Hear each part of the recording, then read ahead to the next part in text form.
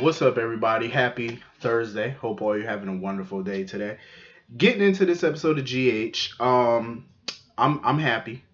I'm very happy. My boo Sasha is pregnant.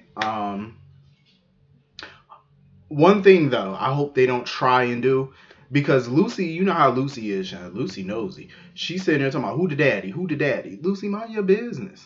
So I hope they don't try to go down that road of Michael could be the father. Absolutely not. Absolutely not. I feel like you can get much more story out of Brando being the daddy if they do it right. If they do it right, you can get more story. Ooh, I love using it. Listen, y'all need to get y'all some of this right here. This Vaseline cocoa butter, this cocoa radiant, y'all need to get some of this. This right here be having your skin glowing. I use this shit every day. This is so good. Um, a little pump of the cocoa butter a day keep the ash away. And this is so good. Smell good too. I use this shit like every day, just like clockwork. Um, so yeah, I think you can get more mileage out of Brando being the father, and I would prefer Brando to be the dad. Um, Lucy tried to come up with a good idea for Sasha to be, the face of conception, like a new ad campaign or whatever. But Sasha, she didn't want to do that because she's not ready to publicly announce her pregnancy until she settled things with the dad, aka Brando. She need to deal with him because even Lucy, when she first saw Sasha, she was like, "Damn, you look terrible." She was hoping Sasha wasn't back on that stuff. I can understand why people would think that, though. I totally get why people would think that. Um, but she just knocked. So even the smell of Lucy's fish made her want to throw up. So she had to run to the bathroom to, get that all up there, that morning sickness. Um, Speaking of sickness, we get to Gladys. Lord have mercy, Gladys. Somebody need to just take her out and just. That's what somebody need to do to her. I'm just waiting for somebody just one good time. Just ugh.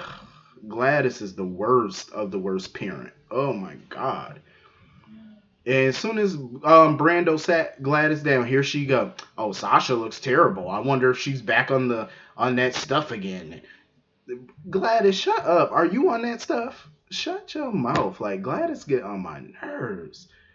And I'm glad Brando shut her up. He was like, you know what? We ain't here to talk about Sasha. We here to talk about you and Cyrus. That's what we here to talk about. And he let her know Cyrus is only using her. And once he's done, once Cyrus is done using her, he's gonna, toss her to the side. And you never know what Cyrus might do to people, you know. He already tried to kill Sasha once he was done using her. He tried to kill her, you know. And then it's like he's trying to kill Britt now. So we can only imagine what he's gonna try to do to Gladys once he's done using her. And of course, Gladys being Gladys, you could always count on her to be her. She's not listening to nothing Brando's saying. She just feel like Brando's just lying to her or he's whatever. So of course she don't want to listen to common sense. So she goes and storms off like the child that she is, the overgrown child that she is. And I was so pissed because when Sasha was in the bathroom, she called her doctor for some medicine to help with her morning sickness. And when she left out that bathroom, damn Gladys was in the stall. Gladys overheard that conversation, so that means Gladys know that she pregnant now. I said, damn, why of all people who could find out, this witch has to find out. So Gladys gonna put two and two together and be like, oh my gosh, she's pregnant with Brando's baby. And I really hope they don't try to have her have a miscarriage. I hope not, or somebody try to hurt her or the baby. I hope not.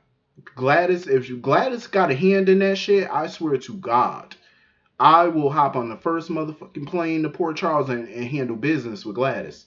I will do what Sonny should have did a long time ago. I will put that old biddy in her place. I done had enough of her ass. Like, Gladys need to go because she's really annoying the shit out of me at this point. I'm like, get your life, just go. Absolutely, just hop on your broom and fly away. So anyway, moving on from that. Um, Lord have mercy. On to the spinoff. Um, Nina is just losing her effing mind at this point. Like she's just losing her ever loving mind. Like this whole plan of hers is gonna blow up right up in her face. Just poof. Um, she was working that dress though. I ain't gonna lie on that one. She was looking good. I ain't gonna lie.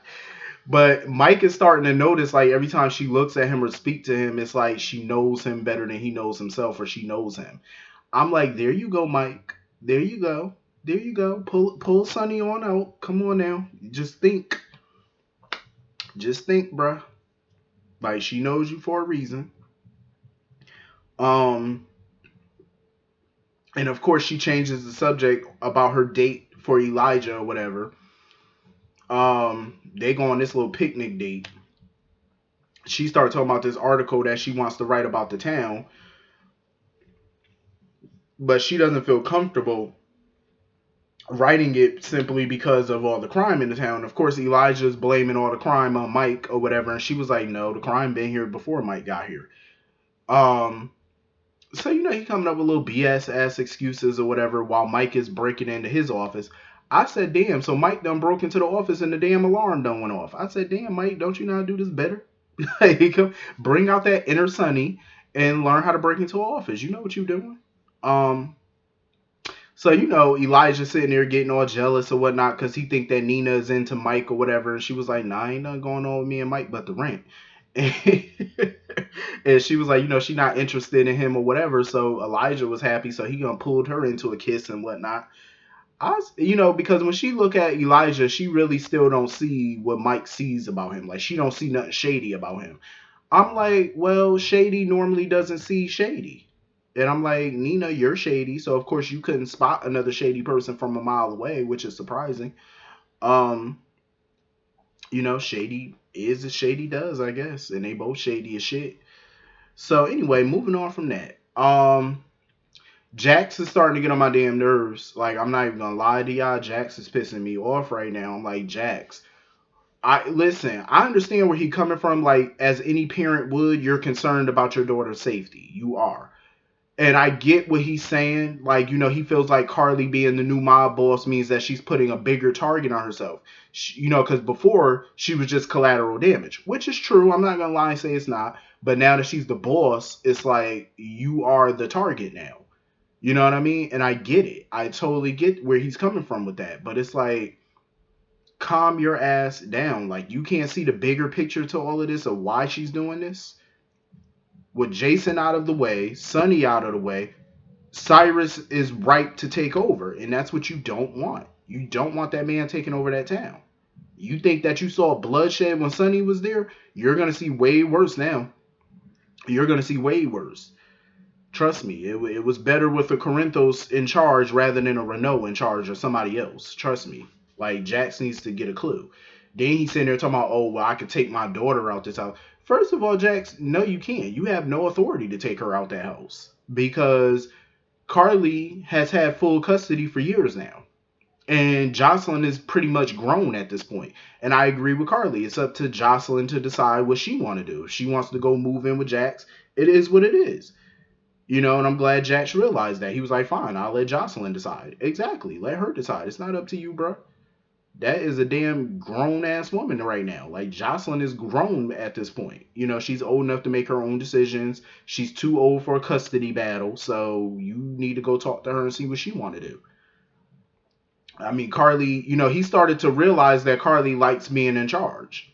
I'm like, even when Carly wasn't a mob boss, she loved running people's lives. So what else is new? That ain't nothing different. Shit, Carly like controlling folks. So now she just got a bigger platform to do it. So it's like, what else is new, bro? You just now realizing this? You were married to this woman for how long? 5, 6 years? Come on now. You should know her better than that. You know she loved power. That ain't nothing new. Jax, where the hell you been? That woman craved power. And she got it now. So she's embracing it. She's doing what she got to do. So anyway, moving on from that, I am so freaking happy Sean finally decided to let Alexis help him with his parole hearing, because Alexis was like, I'm not going to stop until you allow me to help you. And I'm not mad at Alexis, because at the end of the day, Sean need to stop being stubborn. Like, you did not commit the crime. And, Sean wants to, use that, when he does get out of prison, he wants to find out who did it because she asked him who, shot Hayden. And he said he don't know. So he was like, he is going to try to find out who did it, though, to get some peace for Hayden or whatever for himself.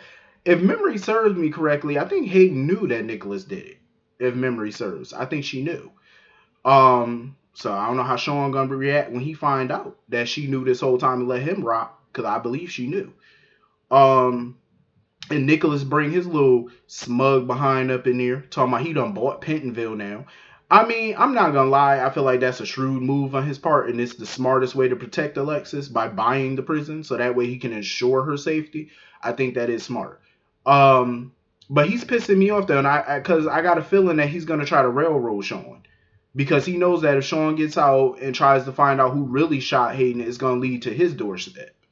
You know what I'm saying? It's going to lead right to him, and he know it. So I think he's going to try to derail it as much as he can. Probably fuck him up at the parole hearing or something. He going to, trust me, Nicholas is shady. He going to try to do something. And that's going to piss me off even more, because Nicholas need to go sit down somewhere. Like, you did something stupid, and now it's coming back to bite you in your ass. So don't sit there and try to mess up what Sean got going on. And I can't wait to see Alexis' face when she find out Nicholas was the one behind that and left that man to rot in that prison for 5 years. Because Alexis going to have a mouthful for him when she find out. And she will find out eventually. Um, She definitely will. She going to find out what his stupid ass was up to. So anyway, moving on from that.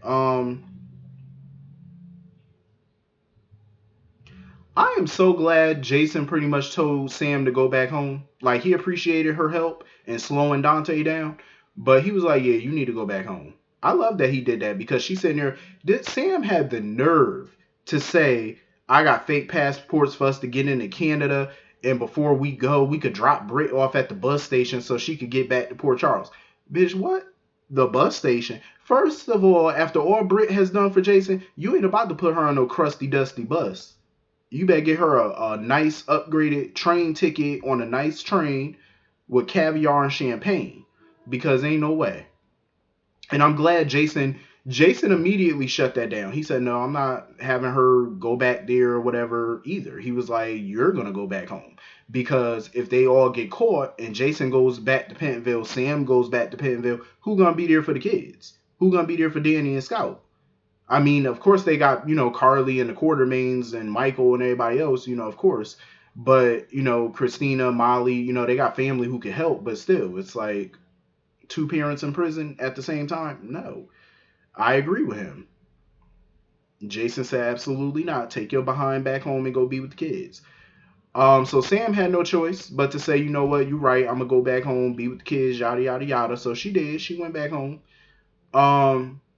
But Jason pretty much told Britt, all right, this is your chance to cut out too, because I ain't about to get you caught up in this. But Britt was like, hell no, I ain't going nowhere, because she knows that if she goes back to Port Charles, Cyrus is going to kill her. And she, she's not going to one of Sunny's safe houses because her health is deteriorating, and she ain't about to just sit there while she wastes away. So she said that's not an option. She's not leaving Jason's side. So Jason was like, shit, he knew he ain't had no other option. So he was like, fuck it, we just gonna go to Canada together. I said, that's what I'm talking about. Go to Canada with your boo. Hopefully, wouldn't that be something if they made love for the first time and Britt came back to Port Charles pregnant? I would be so elated. And it was funny though how they was cracking jokes on each other about who was gonna drive. Because Jason was like, you are not driving because you are a terrible ass driver. She was like, yeah, and your ass ain't driving either because I don't need you passing out on me. I love that shit. So she ended up, so Jason ended up handing her the keys. I said, I know that's right. Because he didn't want her driving anyway. Because he was like, yeah, you're a terrible driver and I don't need you, getting us pulled over and shit. I was like, I know that's right. But anyway, I enjoyed this episode. Hit the comment section. Let me know what y'all thought about this episode. And I will see y'all all later. Hope you all have a great day. See you later. Peace.